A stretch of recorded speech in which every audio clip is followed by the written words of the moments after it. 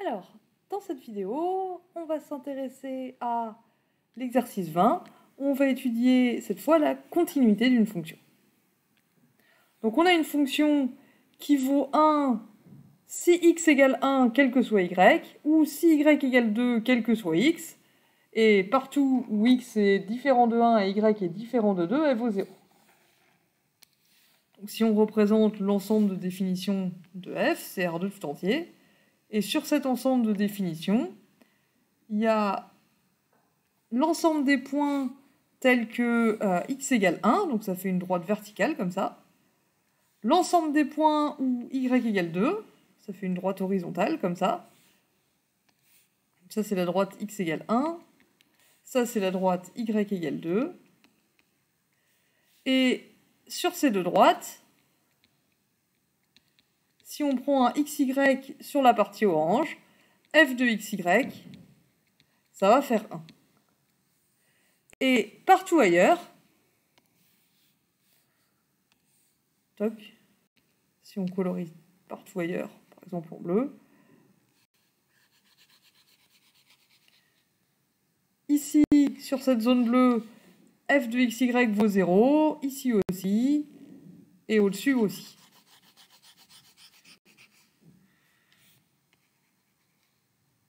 Donc f, elle vaut 1 sur les deux droites, x égale 1 ou y égale 2, et partout ailleurs, elle fait tout le temps 0.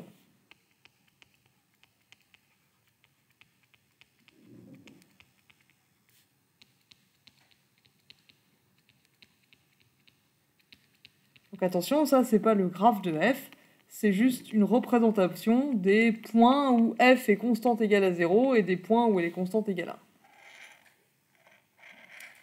Alors, la première chose qu'on doit montrer, c'est que f de point 2 est continu en 1. Alors c'est quoi f de point 2 ? F de point 2, c'est une fonction, je vais l'appeler f1, c'est un peu moins perturbant comme notation. C'est une fonction à une seule variable,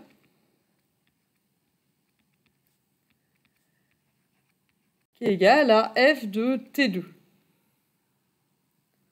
Donc on fixe le y, et on garde la fonction qu'on obtient quand on fait seulement bouger le x, et ça nous fait une fonction à une seule variable. Mais du coup, quel que soit t dans R, f1 de t, elle est égale à f de t2, et on a dit que f, quand la deuxième variable est égale à 2, comme c'est le cas ici, bah ça fait tout le temps 1, quel que soit x.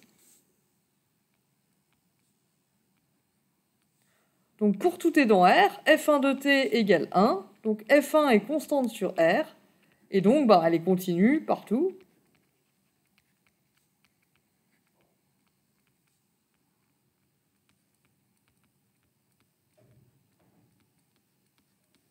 Et donc en particulier, elle est continue en 1.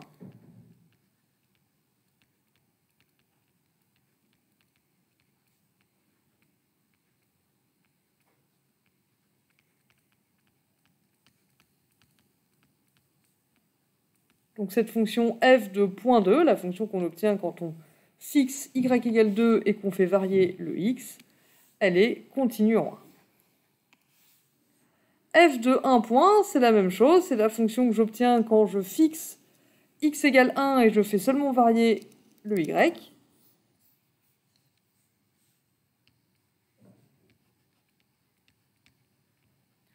Si celle-là, je la note f2.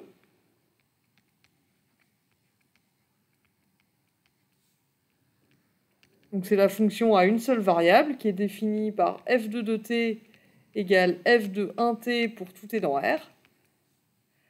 Ben, celle-là, elle est constante aussi. On a dit que quand x est égal à 1, quel que soit y, f de 1t, ça fait toujours 1.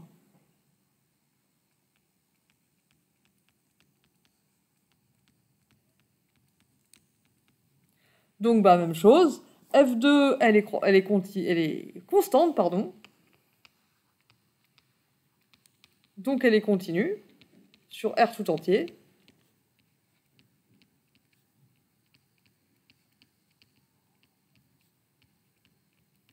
Et du coup, bah, en particulier, au point t égale 2, eh ben, elle est continue aussi.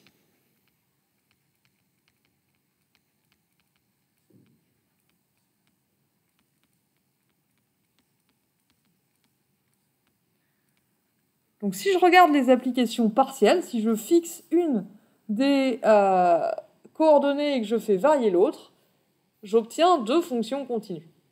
On pourrait croire que la continuité dans R2, en un point x0 et y0, ce serait ça. On pourrait croire que pour savoir si une fonction f est continue au point x0, y0, je fixe y égale y0, puis je fais tendre x vers x0, et je regarde si ça tend vers x0, y0. Et puis après, je fais pareil en fixant le x et en faisant varier le y, et si les deux donnent f de x0, y0, et ben c'est gagné, la fonction est continue. Et on va voir que c'est pas le cas, notamment cette fonction-là, elle n'est pas continue en 1, 2. Alors, pourquoi pas?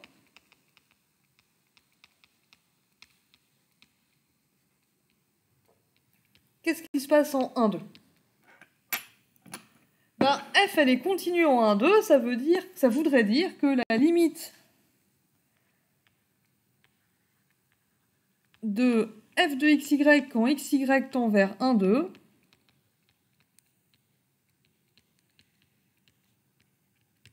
existait et était égale à f de 1, 2.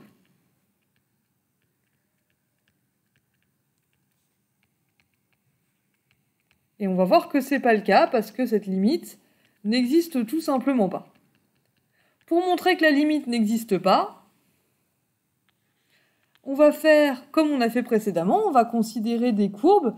Cette fois, il faut que ce soit des courbes qui passent non pas par 0, 0, mais par 1, 2.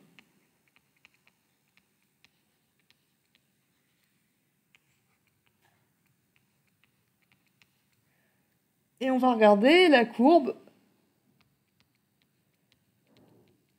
T2 qui passe par 1, 2 quand t égale 1.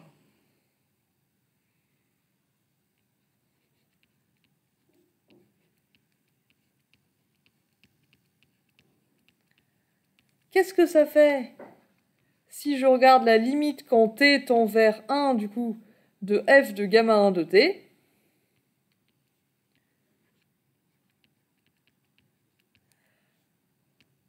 Ben, quel que soit t, on a déjà calculé, f de t2, ça fait tout le temps 1, donc quand t tend vers 1, ça tend vers 1.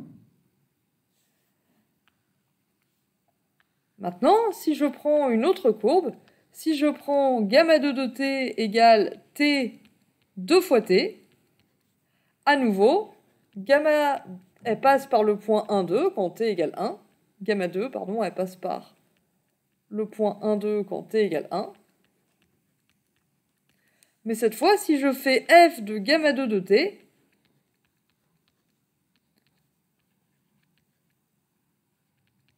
pour t différent de 1, bah quand t est différent de 1, la première coordonnée est différente de 1 et la deuxième coordonnée est différente de 2. Donc dans ce cas-là, f de xy fait 0.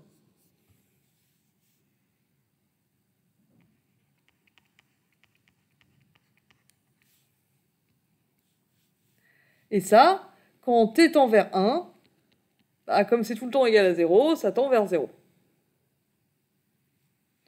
Donc,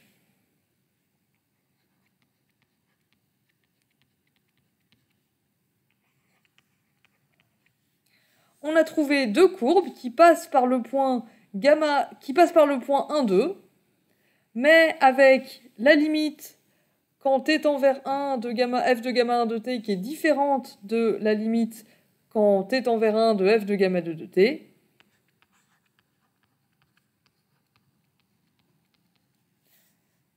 Donc il n'y a pas de limite pour cette fonction en 1, 2.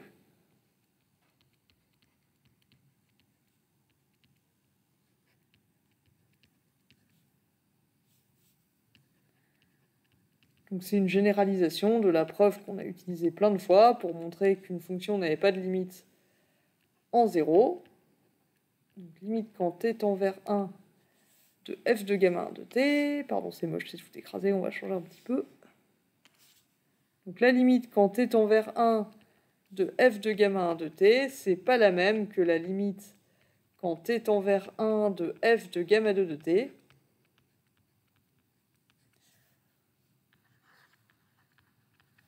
Donc f en fait n'a pas de limite au point 1, 2.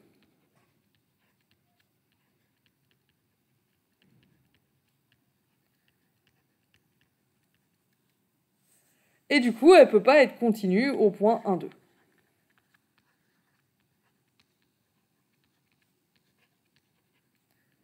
Donc cet exercice sert à souligner la différence entre la continuité en un point et la continuité des applications partielles qu'on obtient en fixant une des deux variables et en faisant seulement bouger l'autre.